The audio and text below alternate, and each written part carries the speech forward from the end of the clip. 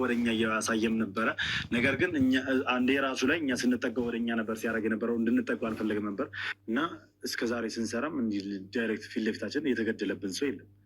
የቆሰለ ሰው ምናምን ይኖራል እንጂ እንደዚህ በህይወት ያጣነው ሰው የለም። ሁሉን ሰዎች በጠቅላላ ጭንቀታችሁ በጣም ይገባናል። ነገር ግን በጣም በጣም በጣም ትልቅ ይቅርታ ማድረግ የምፈልገው በሰዓቱ መጣን ነበር የመሰላቸው።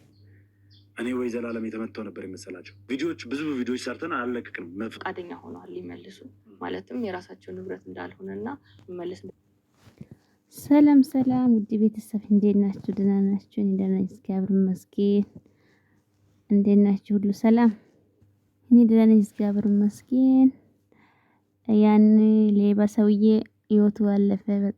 በጣም ያዛዝናል። ግን ሰው አንዳንድ ጊዜ በጣም ከባድ ነው።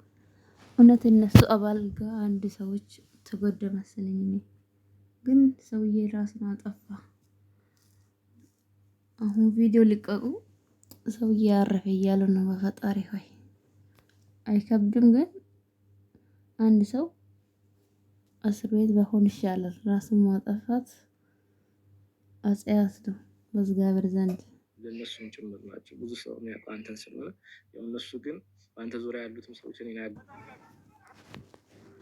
ላይ ሰጡን ነበር ብላኝ በደንብ ስናወራ የሆነ ሰዓት ላይ ስላወቅኩባቸው መድኃኒቱን አፌ ውስጥ እያስቀመጥኩኝ ከሄዱ በኋላ አውጥቼ የመጠፋበት ሁኔታ ነበረ ስትል ነበርና ያ መድኃኒት ምንድነው ራሳቸውን እንዲረሱ በፊት ማንነታቸውን እንዲዘነጉ ምናምን ልክ ናቲ ሲገኝ የነበረበት ሁኔታ አለ አይደል ራሱ።